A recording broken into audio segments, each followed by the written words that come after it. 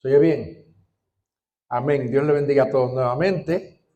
Ya estamos al aire, ya estamos al aire. Ya donde quiera que esté en otro sitio, pues nos verán más tarde, claro que sí. Pero esto se va por ahí por las redes y va a llegar a muchos países para la gloria del Señor. Así que en este día que se conmemora la resurrección de nuestro Señor Jesucristo, estamos aquí los vivos, todos los que estamos vivos por su gracia, por su bondad, por su misericordia, que es por ella que podemos pues honrar al Señor. Gloria a Dios. Pedimos al Señor que en el día de hoy Él hable a cada uno y que Él pueda derramar bendición sobre los que están aquí y sobre los que están a la distancia escuchando la palabra.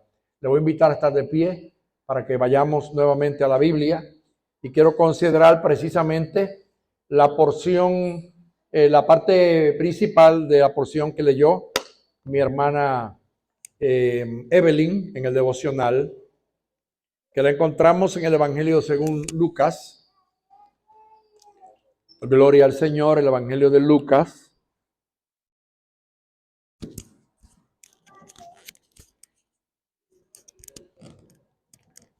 El Evangelio de Lucas, el capítulo 24. Gloria a Dios, Lucas 24. Y voy a leer del versículo 1 hasta el versículo 6. Amén. A la gloria del Padre, a la gloria del Hijo y a la gloria del Espíritu Santo. Gracias por esta palabra, ¿verdad? Sé que sí, hermanos. Al Señor, gracias por esta palabra que nos abrió el entendimiento. El primer día de la semana, muy de mañana, vinieron al sepulcro trayendo las especies aromáticas que habían preparado y algunas otras mujeres con ellas. Y hallaron removida la piedra del sepulcro y entrando no hallaron el cuerpo del Señor Jesús.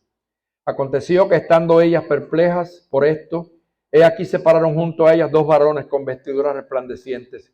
Y como tuvieron temor y bajaron el rostro a tierra, les dijeron: ¿por qué buscáis entre los muertos al que vive? No está aquí, sino que ha resucitado. Acordaos de lo que os habló cuando aún estaba en Galilea. Gloria a Dios. Pueden sentarse. Honramos al Señor por su maravillosa palabra. Yo quiero hacer en el día de hoy una observación acerca de los eventos que pasaron después de la crucifixión de Jesús. Y vamos a hablar del tema: la resurrección responde tus preguntas. ¿Por qué quiero utilizar esta reflexión? Porque para los discípulos de Jesús, el Calvario pareció el más desastroso desenlace de una vida que esperaban ver coronada de señorío. Porque como todos ustedes saben, no todos los que seguían a Jesús lo seguían porque era un líder espiritual. Había muchos que lo seguían porque lo pensaban como un líder político y esperaban que Jesús fuera el libertador de Israel del yugo romano al que estaba sometido en aquel tiempo. Así es que todos aquellos que le seguían vivían todo el tiempo creyendo que por fin llegó el libertador. No pensaban en una liberación espiritual. Muchos de ellos pensaban más bien en una liberación política. Se manifestaba para ellos como un vendaval de preguntas sin respuesta, que en realidad los azotaba sin piedad. Porque tal vez hoy usted juzgaría, tal vez yo juzgaría a los discípulos que se fueron huyendo, pero había que estar allí, había que estar presente para saber lo que estaba pasando, no solamente bajo la amenaza del imperio romano, de los soldados y de los sacerdotes judíos, sino en su interior, en su parte espiritual, la batalla que estaban lidiando aquella gente que en ese momento, mire, se sentían como que estaban derrotados, porque el líder había muerto, había sido sepultado, y ahora toda esperanza de que lo que él le había prometido se iba a hacer realidad, como que se anuló. porque eso es así. Hay un versículo claro en la Biblia que dice: heriré al pastor y las ovejas serán dispersas. Cristo era el pastor de aquella congregación, de aquellos 12 apóstoles, de aquellos discípulos que le seguían a él. Y en este momento el pastor estaba herido. Por lo tanto, lo primero que hace el rebaño es dispersarse, porque el pastor es quien guía el rebaño.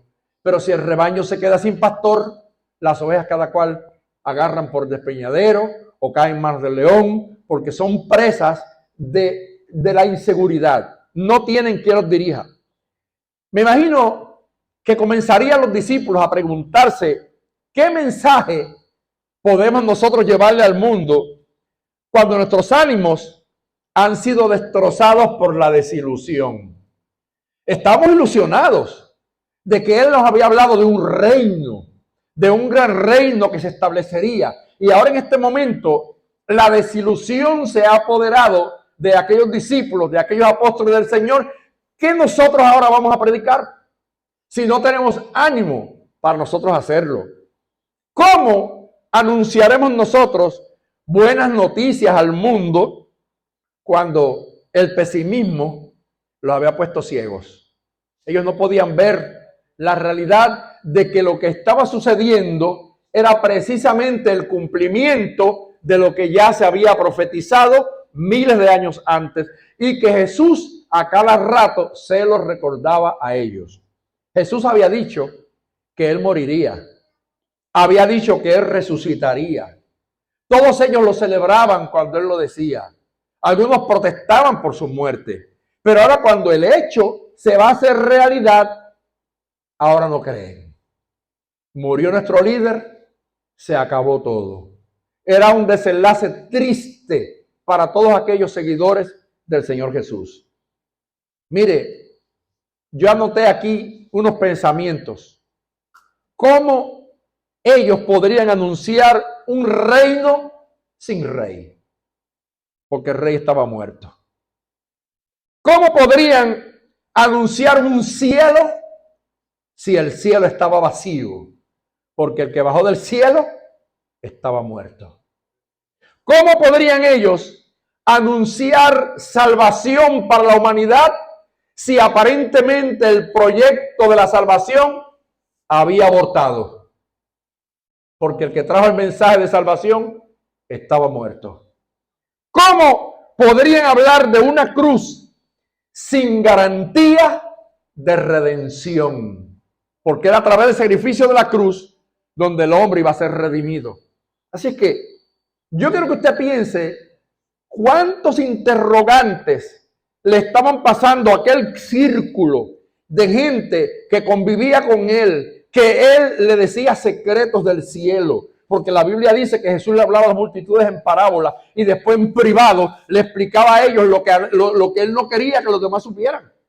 Así que se había creado un vínculo tan íntimo entre Jesús y los suyos, y ellos vivieron hasta ese día con la esperanza de ver todo hecho realidad de un momento a otro. Pero ahora su Mesías está muerto. ¿Sabe que hoy en día hay gente que ha perdido la esperanza en la vida? Hay gente que todavía vive lleno de muchas incertidumbres y de muchas inseguridades en su mente, y que todavía están desesperados como aquellos apóstoles. Yo creo que hoy hay una solución para todos nosotros, y es saber que el Señor ha resucitado. Ahora sí podemos hablar de un reino que tiene rey y que está sentado a la diestra del Padre. Ahora sí podemos hablar de un cielo que no está vacío, porque Él está ocupando un trono y allí está siendo adorado por los serafines. Ahora sí podemos hablar de una salvación que no fue un aborto, sino que nació allí y que tiene vida, y que todo aquel que crea en Él será salvo. Ahora sí, hermanos, podemos hablar de que esa cruz que hoy muchos adoran, pero a través de aquella cruz en que Él murió, sí se garantizó el pacto de la redención y que Cristo pagó el precio en ella y allí llevó la maldición nuestra para que hoy en día nosotros podamos vivir como Él también vive. Gloria sea a Dios. Pregunto yo, ¿cómo sería para los apóstoles, que eran los 12 más íntimos, saber que hubieron 70 predicadores?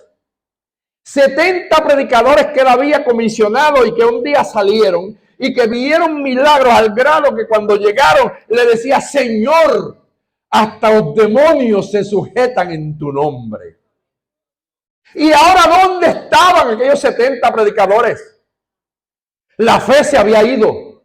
Ellos llegaron contando a Jesús: hasta los demonios se sujetan en tu nombre. Y Jesús le dijo: yo veía a Satanás caer del cielo como un rayo. Pero no se alegren de eso. No se alegren de que los demonios se sujeten. Alégrense de que su nombre esté escrito en el libro de la vida. Que tu nombre esté escrito en el reino de los cielos. Gloria sea a Dios. Así que, mire, ni siquiera uno de aquellos 70 se quedó con María. Ni siquiera uno de aquellos 70 predicadores se acercó a Juan, el discípulo amado, para decirle: Él va a resucitar. Se le había olvidado el mensaje de la resurrección. Ahora, imagínense el ambiente después del viernes, del día de la crucifixión, de esperanza, se volvió en desesperanza.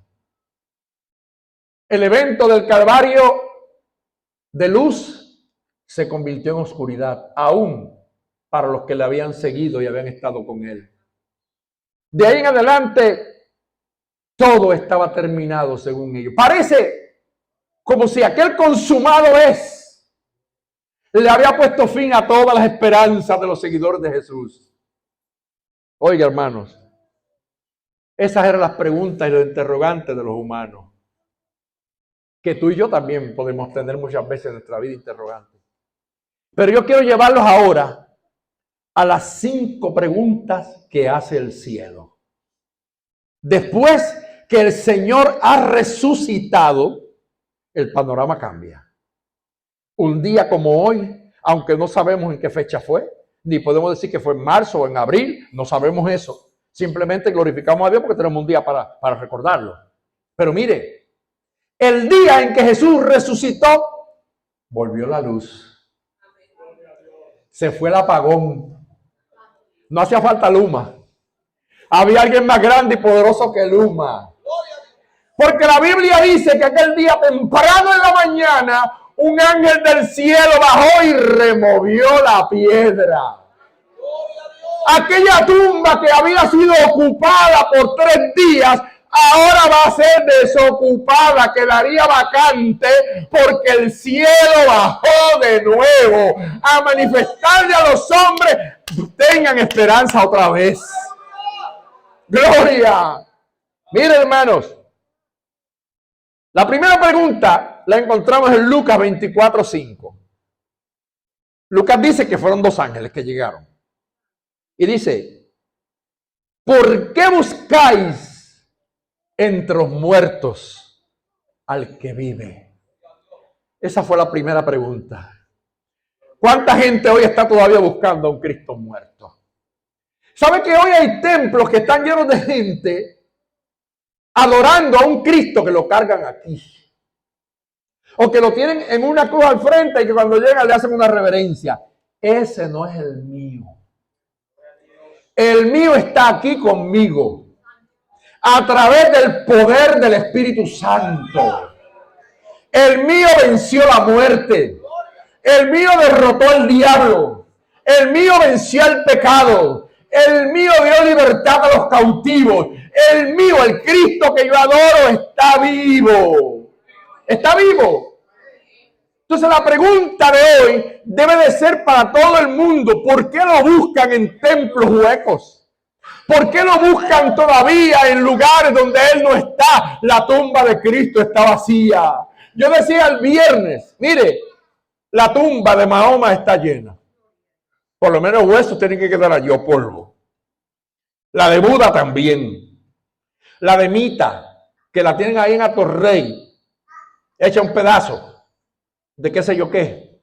Porque lo que no saben, a Mita la embalsamaron y pagaron 1.300.000 cuando la fueron a embalsamar para ponerla en un nicho allí de cristal para que la gente fuera a adorarla. Pero está allí. El Cristo mío está vivo. La tumba está vacía. No tengo que esperar el día de las madres, el día de los padres, el día de tal o tal, para ir allá a pedirle. Yo le hablo en la mañana y él me oye. Yo le hablo al mediodía y él me oye. Yo le hablo en la tarde y él me oye. Yo le hablo en la noche y él me oye. Porque Cristo mío vive. El Cristo mío está vivo. ¿Por qué buscáis entre los muertos al que vive? No está aquí, ha resucitado. Esa fue la experiencia que vivieron aquellos que llegaron temprano, aquellas mujeres que llegaron temprano allí al sepulcro. Los ángeles dicen, ¿por qué lo buscan entre los muertos? Hoy en día el llamado de Dios es, no me busquen más entre los muertos, búscame entre los vivos. Dios está vivo. Gloria al Señor. Fíjese, a ellos se les olvidó que Él dejó la tumba de Lázaro vacía el día que se acercó allá a Betania y que se paró frente a la tumba y le dijo, Lázaro, ven fuera. Y la Biblia dice que el que había estado muerto salió atada las manos y los pies.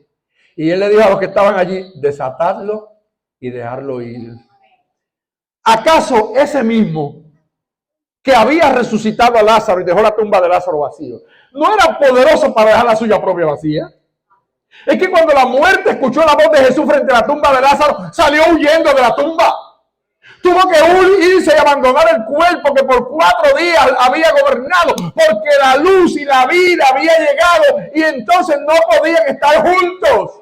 Porque cuando llega la luz, las tinieblas se van. Cuando llega Jesús, el diablo se va. Gloria a Dios. Pero aún a los predicadores, aquellos 70 y aún a los apóstoles, se les había olvidado que el poder que hizo que Lázaro se levantara era superior en él y que podía también levantarlo.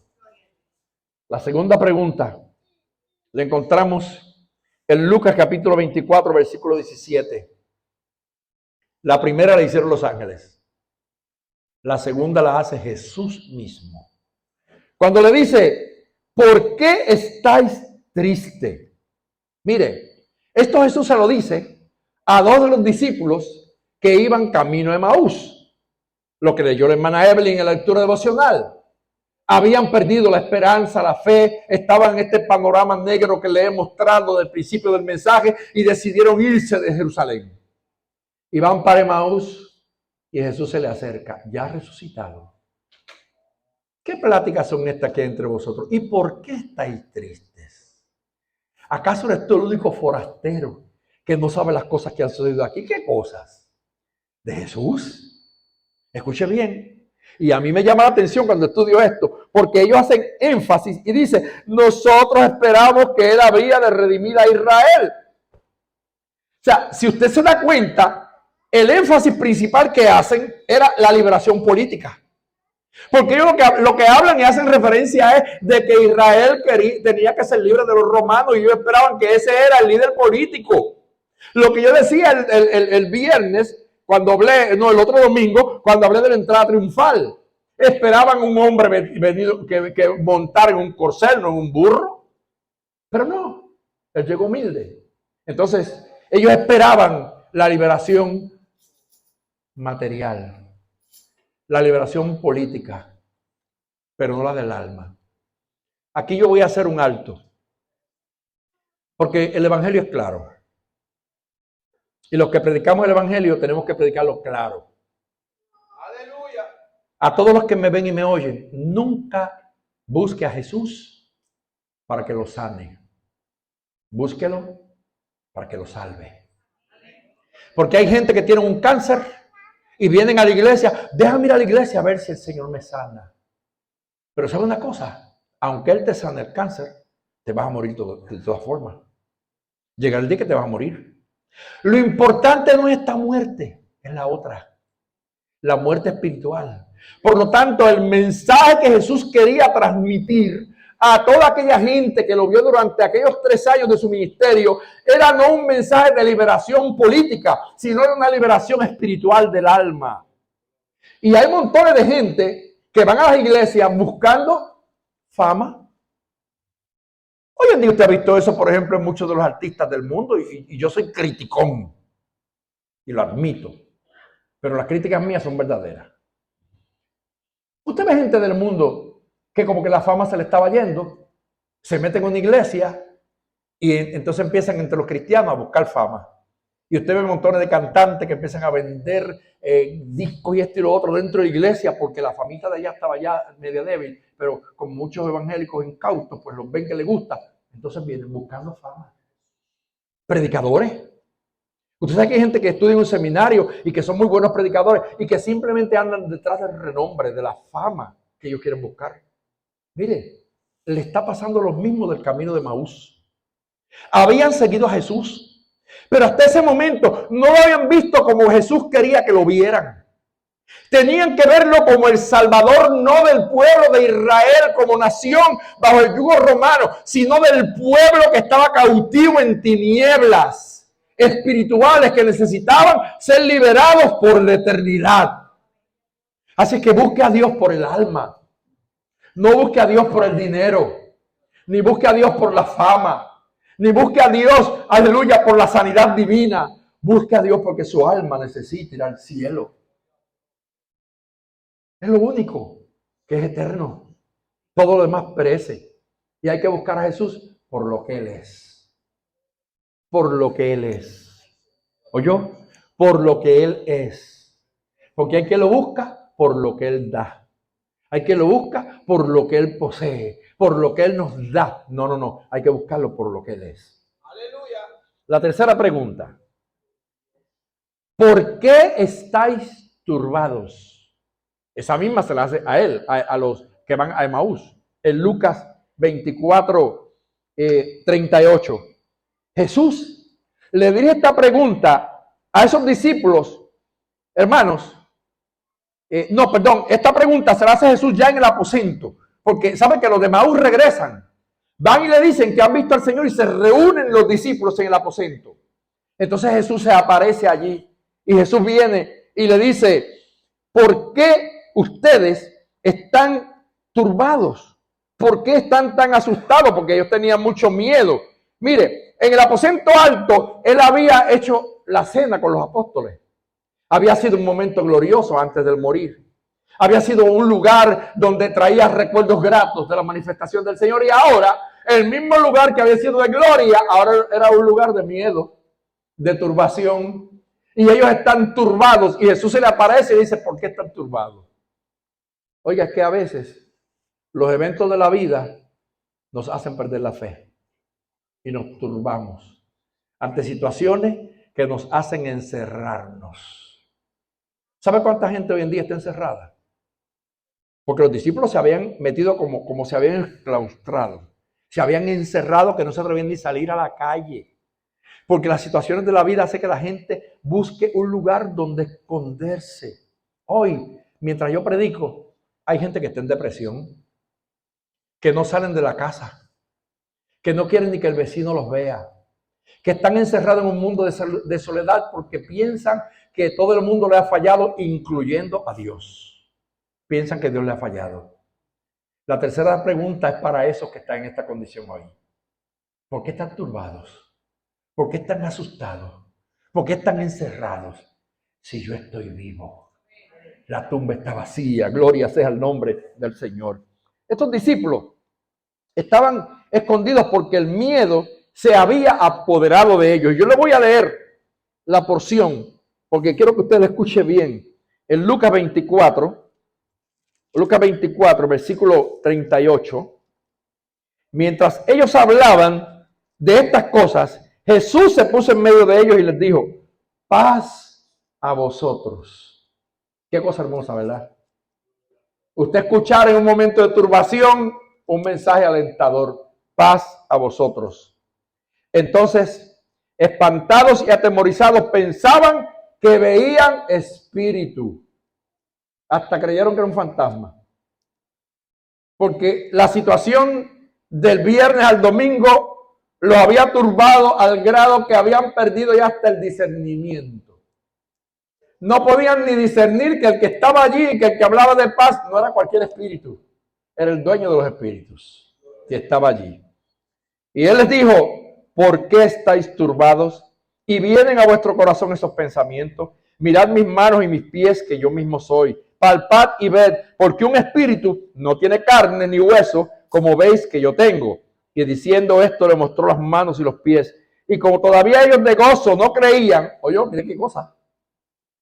El gozo era tan grande que todavía no creían. Y como ellos todavía de gozo no creían, estaban maravillados, les dijo: ¿tenéis algo de comer? Y ahí es que entonces le ofrecen pez, le ofrecen pescado, y él come. Para que ellos ahora se den cuenta de que verdaderamente era él. La visión que tenían era tan grande que ellos pensaban que era un espíritu. Y le dijo: pues para que vean que no soy un espíritu, sino que soy el mismo que morí, deben de comer. Y comió con ellos. No porque tenía necesidad para vivir comiendo, sino porque quería demostrarle a ellos que era real, que no era un fantasma, que no era un espíritu, que era el mismo Cristo que ahora había resucitado. Hermanos, qué maravillosa es la experiencia de aquellos hombres. La cuarta pregunta: ¿por qué tenéis esas dudas en vuestros corazones? Jesús conoce todo, hermanos. Mire, leyó los corazones, detectó la duda, porque la duda es el peor enemigo de la fe. Cuando usted duda, usted fluctúa. La Biblia dice que los que dudan son como las olas, que van y que vienen. Pero cuando su fe está firme, usted sabe para dónde va. Está seguro de que Dios es real. Ahora, todo esto que estamos diciendo en esta mañana no es para juzgar a nadie, ni para acusar a nadie, porque todos tenemos una humanidad. Y al igual que aquellos apóstoles, aquellos discípulos del Señor, llegan momentos en que las sombras los rodean, que los momentos de crisis llegan, en que la desesperanza llega. Pero lo importante es que para todas las preguntas que tú tengas, el Señor tiene tu respuesta. Entonces, Jesús les hace ver a ellos que no debían de dudar en sus corazones, porque no lo vieron con la boca. Simplemente dudaban en sus corazones. Pero Dios, que conoce todas las cosas, el Señor que ve lo que tú y yo no vemos, el Señor que escudriña más adentro de lo que nosotros escudriñamos, Él pudo discernir lo que ellos estaban pensando en sus corazones y la duda que estaba aflorando. Y Él quiso confirmar ahora: mi palabra fue real. Yo le dije que resucitaría y resucité. Él había dicho que Él podía destruir el templo en 3 días y que luego lo iba a construir de nuevo. Yo puedo destruir este templo y construirlo en 3 días. Los sacerdotes de Israel lo interpretaron literalmente, y por eso una de las burlas y de las injurias que le hacían cuando él estaba en la cruz era: ¿no dijiste tú que destruirías el templo y en 3 días lo construirías de nuevo? Porque yo lo veía literalmente. Pero Jesús no se refería al templo de Jerusalén, se refería al templo de su cuerpo. Era su cuerpo que iba a ser maltrecho, pero que al 3er día se levantaría victorioso de entre los muertos. Gloria sea al Señor. Y la última pregunta es cuando Jesús se le aparece a María Magdalena y le dice: ¿por qué lloras? Fíjense, hay momentos en que hay que llorar, pero hay momentos en que no se debe llorar. Fíjense, ¿será malo llorar? Porque cuando Jesús dice: ¿por qué llora? No es malo llorar. Mire, Dios nos ha dado a nosotros, nos dotó a nosotros de un medio de desahogo que se llama el llanto. Porque dicen por ahí, mi mamá decía que las lágrimas hay que lavaban el alma. Cuando usted está bien oprimido, bien triste y usted llora, después que usted llora, usted se siente mejor. Por eso es que de vez en cuando es bueno llorar. Y no solamente se llora de tristeza, se llora también de alegría, se llora también de emoción. Es más, hay quien llora de coraje. Yo conozco gente que cuando le da coraje, pero mire, lloran, pero es la rabia que tienen. Yo conozco y algunos están aquí.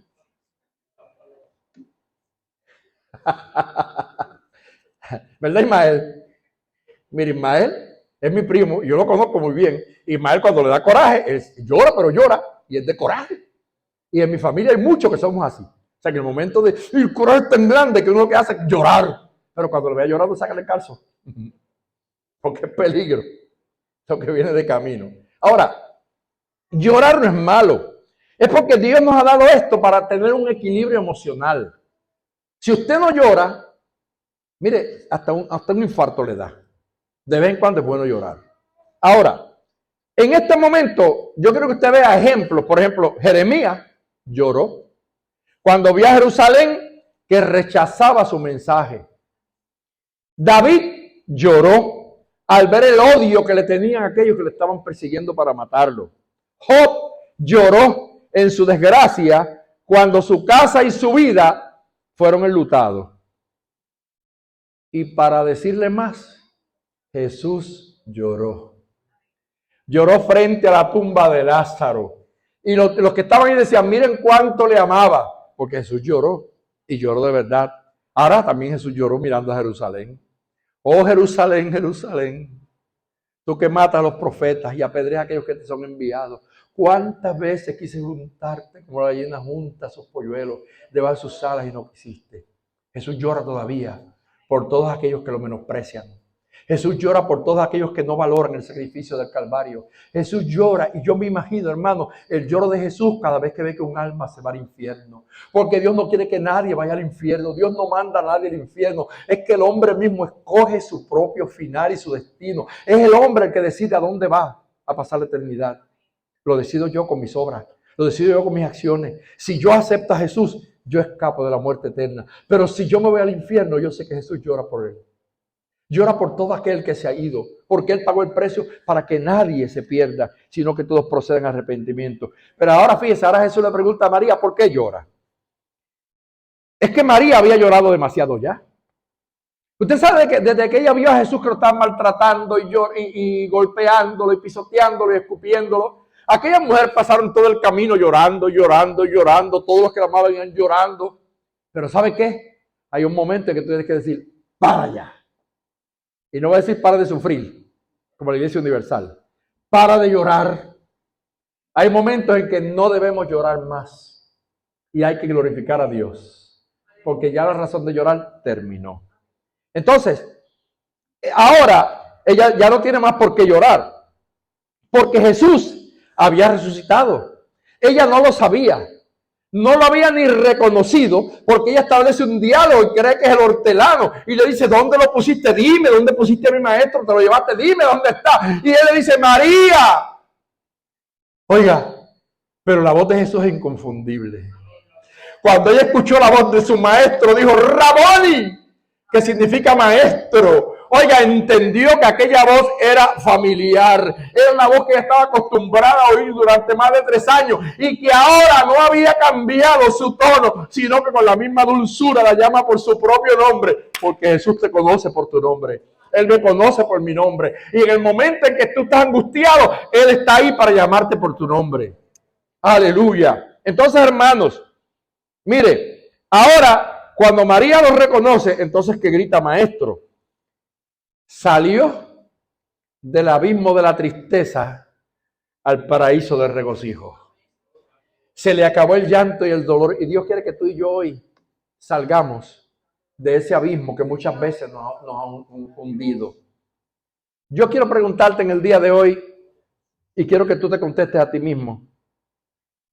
¿Estás tú llorando hoy porque te sientes solo, frustrado, fracasado, sin ilusiones?